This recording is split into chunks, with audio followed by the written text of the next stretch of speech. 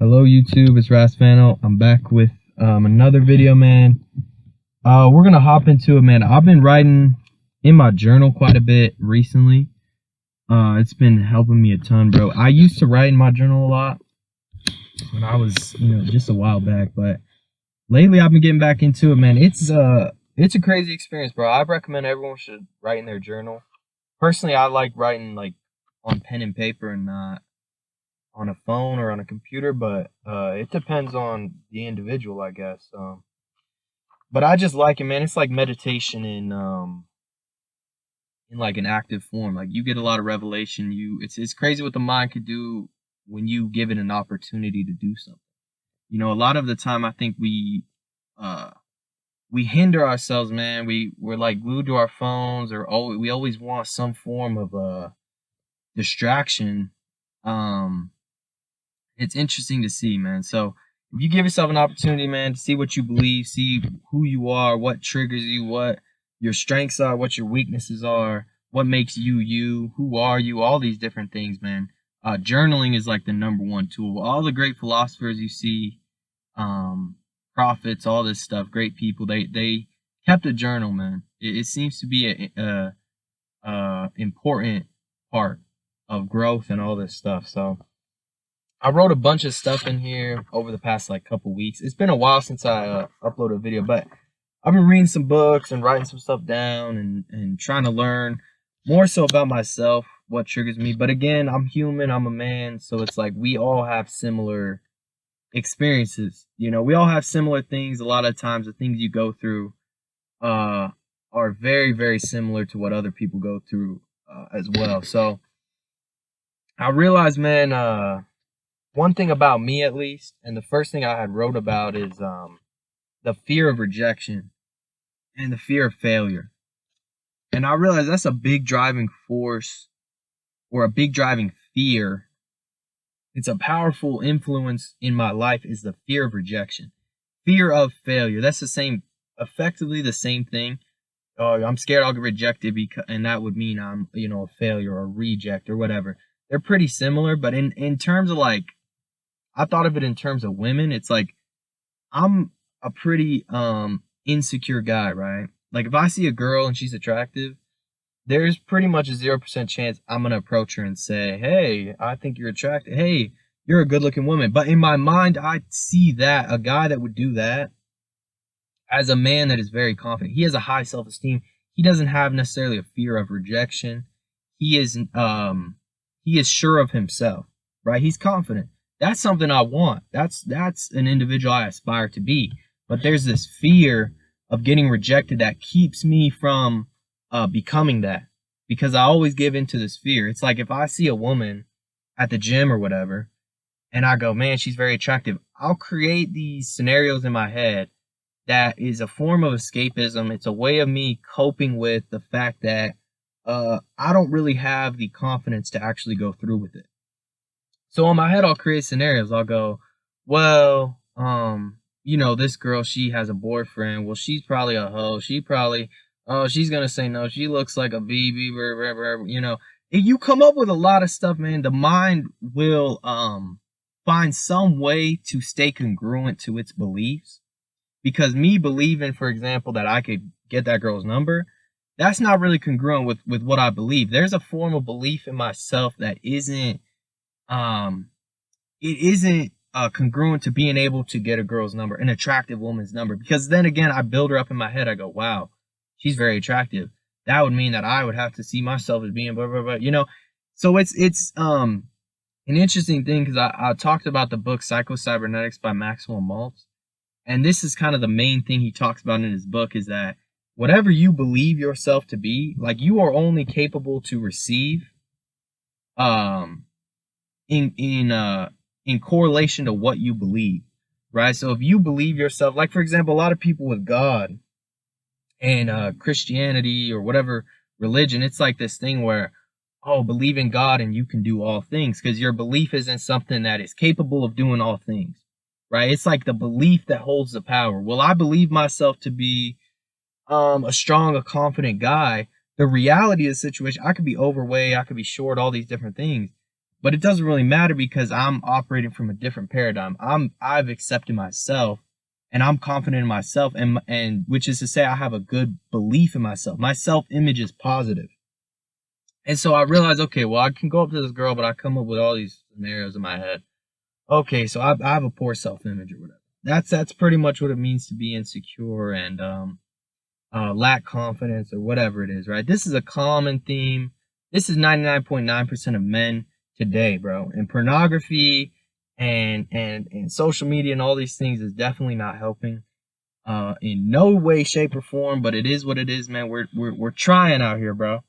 But I realize I come up with these things in my head. Okay, I'm gonna oh, she's a B word, she's a hoe, blah blah blah blah. So then I don't go up to her. So I give into the fear, right? So now that's my reality, right? I didn't think I could get her number. And what happened? I didn't get her number. Why? Because I didn't act. The reality of the situation is, well, not acting. Like, indecision is the worst of all decisions. Like, I've read the Bible, and somewhere in the Bible it says something about, like for example, they say, well, you cannot serve two masters, right? That's to say, well, you're either going to want to be accepted by society, right? You could be at peace with the world or at war with yourself. That's another quote. I got that from Nipsey Hussle. He said, you know, you could be at war with yourself or at peace with the world, or at war with the world and at peace with yourself. Or no, peace with yourself, war with the world, war with yourself, peace with the world. You can be accepted and accept yourself or be accepted by society. There's typically not going to be both occurring at the same time because the societal view, and a lot of the times, is not in conjunction with the real self, the true self. A lot of times we conform to society.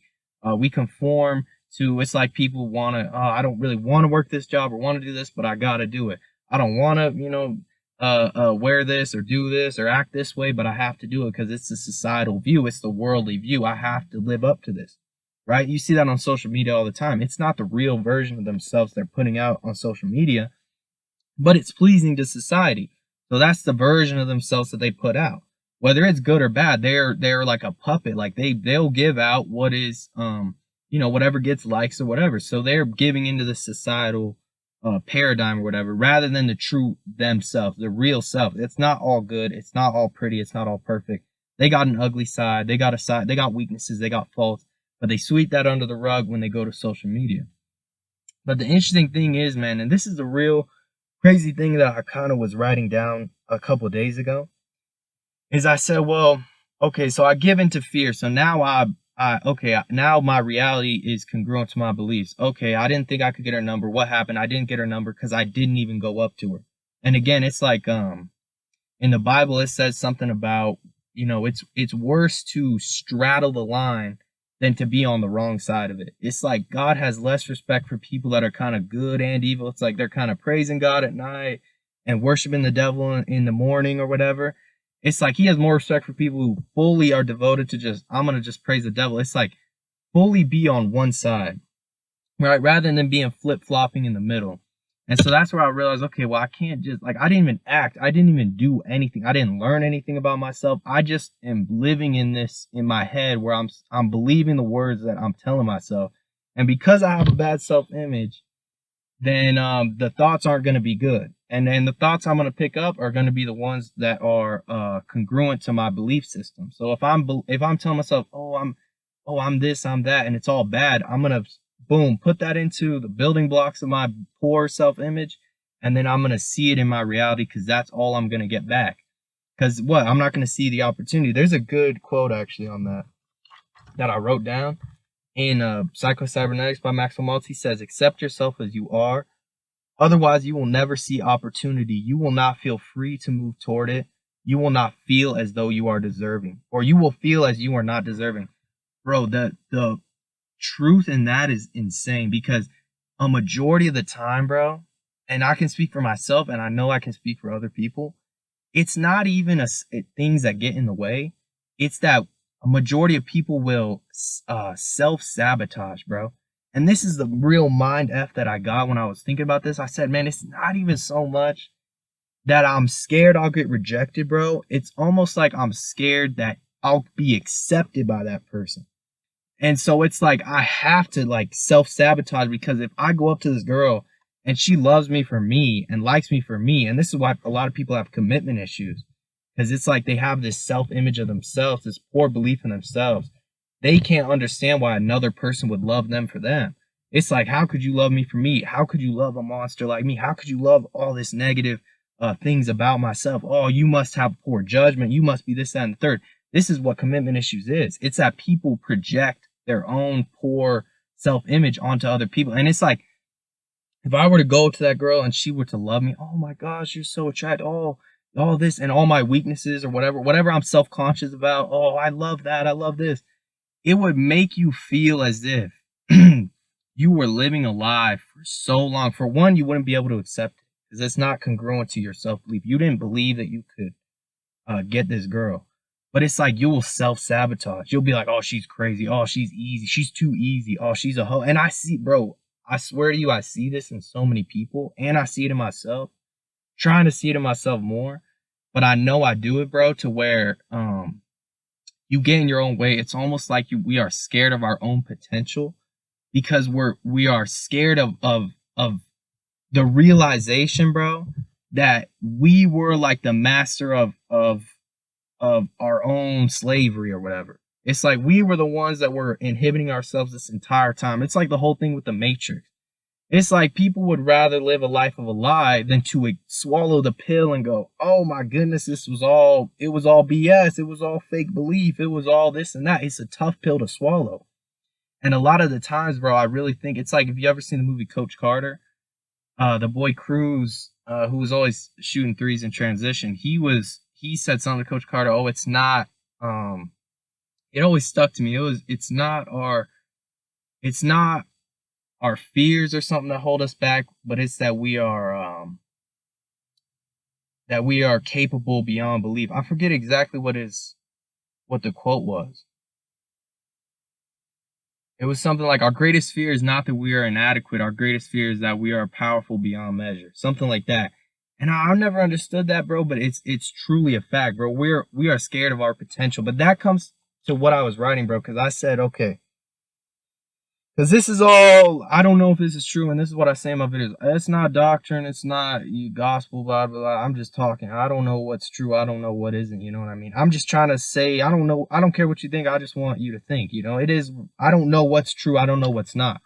You know, but there's certain things that I can say, well, that holds a level of truth to it, you know?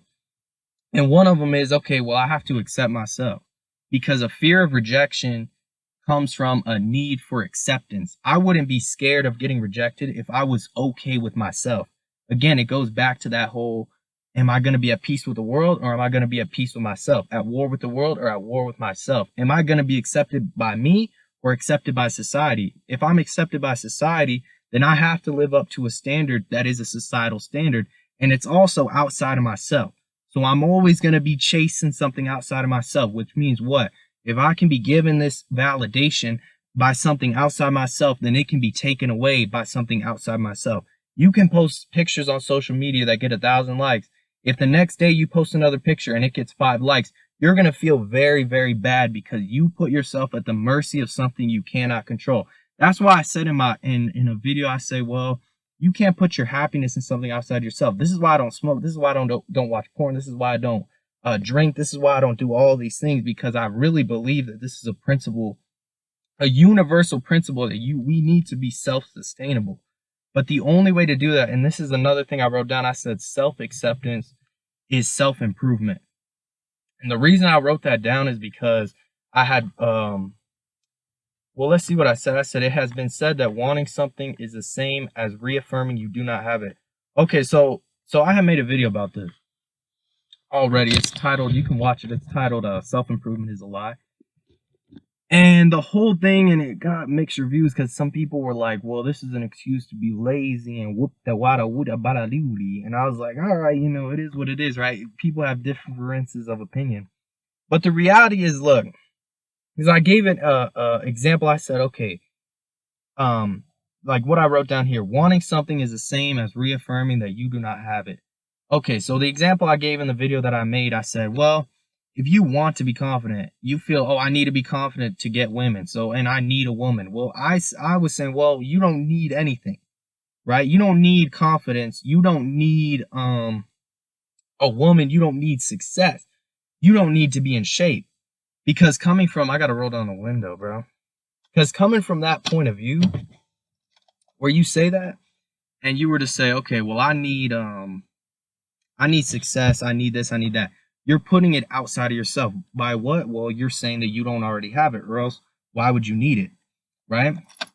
And so the reason I said that, and the reason that I wrote this down or whatever, is because I was saying, okay, self-acceptance is self-improvement. The only way for you to improve, or why I said, well, self-improvement is a lie, is because there's no real change or change to the individual that is outside of yourself that's going to change the internal you. It's like you can't go and work out and get a six-pack and all of a sudden you're a very confident and charismatic and you embody everything of like a leader and all these things. It's like, bro, you don't get that from just the gym, right? And the way that I view it is, well, if you have accepted yourself, that is to say you love yourself, you know yourself, you know your weaknesses, your strengths, you have a love for yourself. That love is going to carry over to you wanting to be in shape, to you wanting to improve, to you wanting to happen. This will be a natural occurrence. It's not going to, like I say, well, confidence, you can't find confidence or happiness around the corner. Like this isn't something that's just outside of you. Confidence isn't obtained when you bench 300 pounds. Like that's not like, but again, it's like, there's no bad reason to go to the gym and to work out.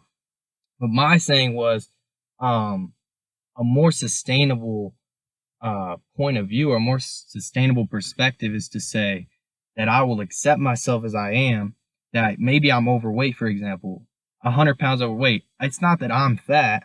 I just have 100 pounds of overweight attached to me. It makes it more of a realistic thing. I can get rid of this 100 pounds of weight. It's not this whole transition that has to happen because I'm fat, I'm this, I'm that. It's like the whole thing was self-acceptance, and this is in Cybernetics as well. This is a quote from Maxwell Maltz. He says something like, the real reason people don't practice self-acceptance is because they see self-acceptance.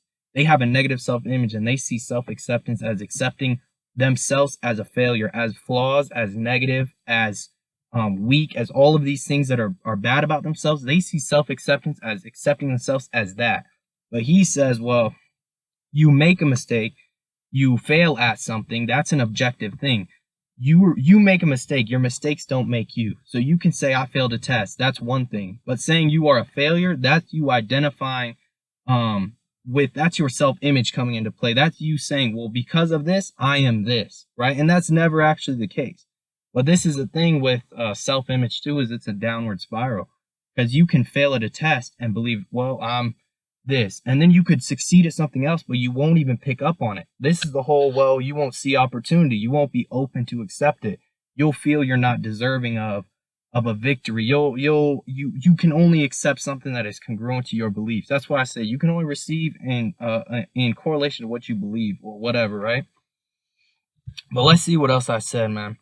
So this is what I said, and this is I had already made a video about where I said, well, the journey is a reward. It's like if someone gets fat reduction surgery, for example, they will be skinny. And this is also in Cybernetics because he was a plastic surgeon. He would remove like marks or whatever from people. And it was something they're very insecure about. And after he would remove it, they'd look at the mirror and they would still see it because inside their perspective still saw themselves as that, right? They hadn't really gone through any changes as an individual. It was all just superficial. And so I said the same thing with, well, if you're overweight and you get fat reduction surgery, you're not going to come out feeling confident or anything like that. Rarely are you, because why? Well, you didn't go through any actual methods of change. Your eating habits didn't change. Your workout habit didn't change. If you were lazy, that didn't change. Your confidence didn't change. Knowledge, your skills, your perspective, none of that changed. The only thing that changed is that you lost weight. And so again, this is that whole societal thing, bro. You got lost in the sauce, so to speak, because you saw confidence and all these things as being an external thing, as being a view thing. Oh, confident guys are skinny, so I got to be skinny and I'll be confident, or whatever it is, right? You saw it with your eyes, or you saw what society was telling you or believed, or social media or whatever, and you operated from that, but no internal change was made. Right? And these things are often at war with one another. External, internal, societal, and self, God, all these things, right? And again, you also didn't go through any portals of pain, so there was no growth involved. There was no adversity. The only way that growth and progress and all these things can come apart, you took the easy way out, and so what you got in return was the same that you put in, which was very little, right? All right. So this is what I said, man, and this is probably where I'm gonna end the video because I feel like it's going a little bit longer, or it's gonna go a little bit longer.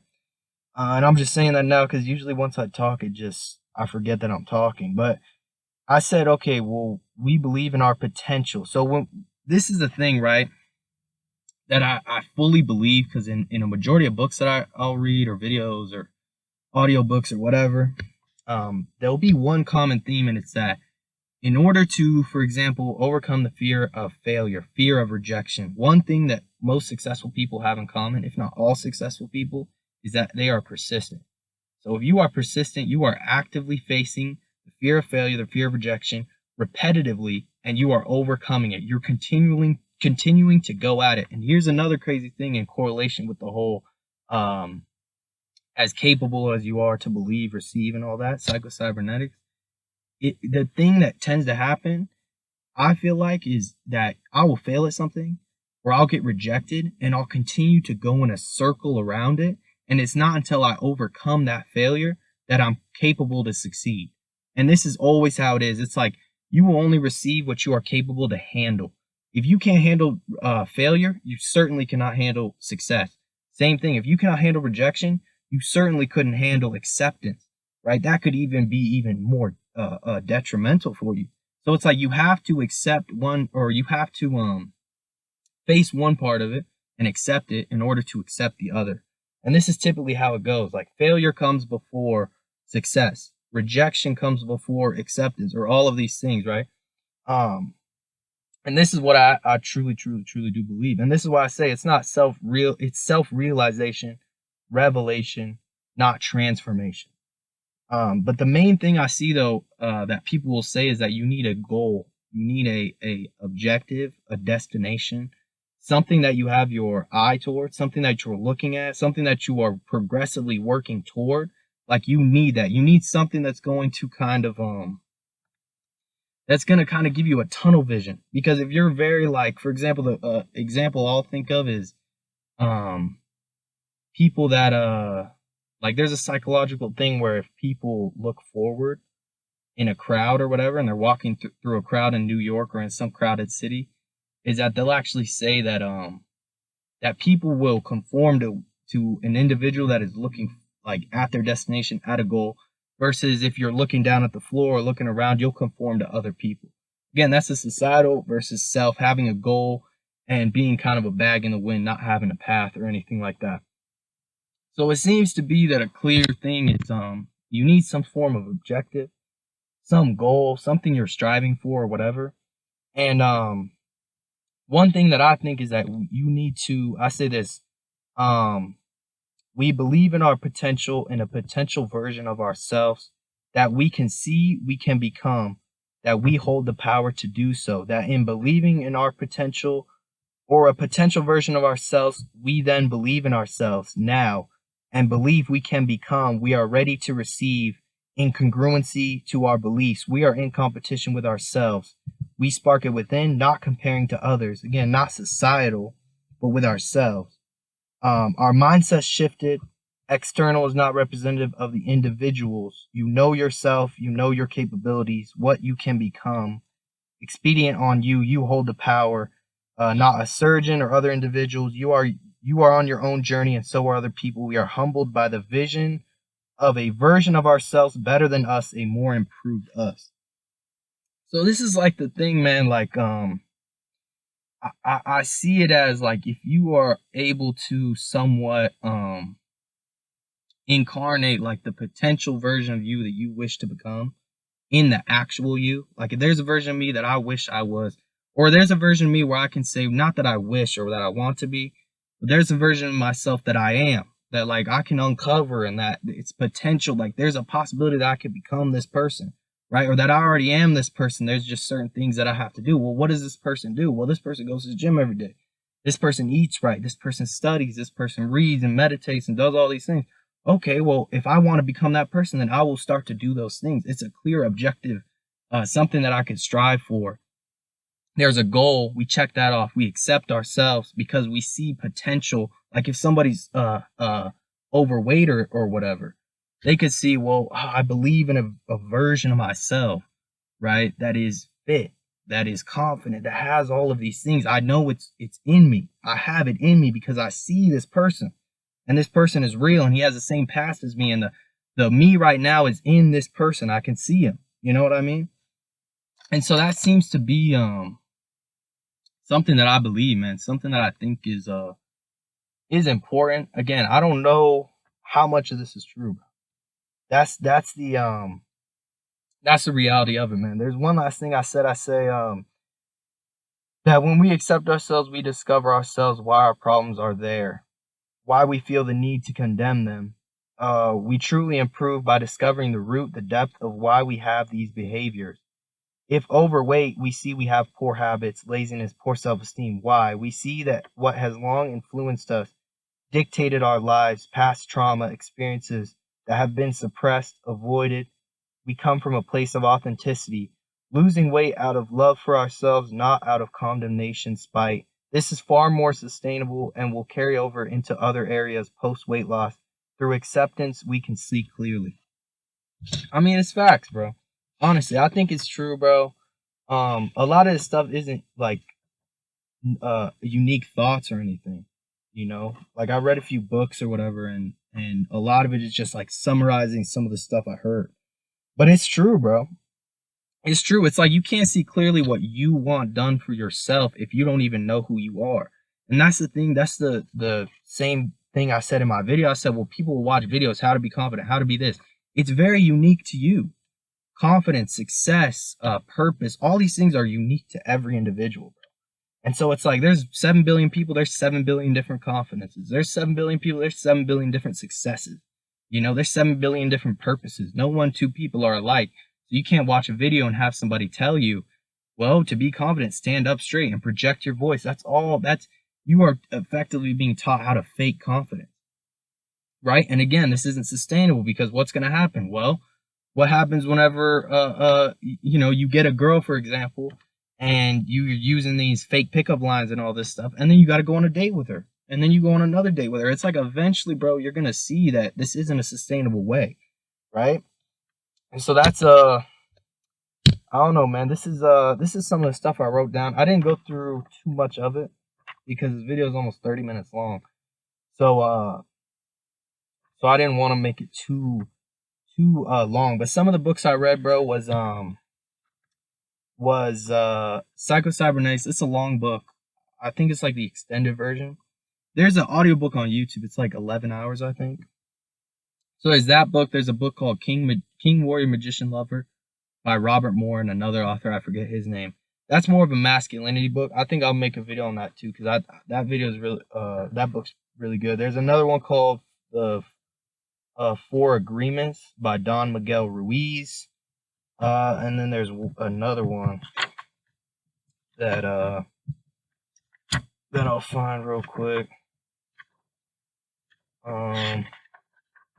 Maybe I didn't write it down. Dang. Oh, it's Life as It Is and as Planned by God. And You Can Get What You Want If You Find It Within Yourself by Robert A. Russell. I don't know if that's the actual title of the video or of the book, but it's something like that. Robert A. Russell, something about Planned by God. That's a really good book. That book is he talks about like Christ and how Christ kind of was preaching modern like psychological things such as like belief and like self-image and how to receive and congruency to your beliefs and all this stuff. So anyway, man, this is some of the stuff I've been going through, man. Some of the stuff I wish to discover, some of the stuff that I have thought about, man. Give me your thoughts in the comment section, man, if y'all would be so kind. But yeah, man, that'll be all. A little longer video for y'all, man. I'm gonna be back again with another video, man. Let me know what stuff y'all gotta say, criticism, whatever it is, man. I'll take it. So it's Rasfano, man. I'm gonna just wait for this video to be 30 minutes because it just feels better for it to be flat 30, man. But I appreciate y'all, and it's Rasfano.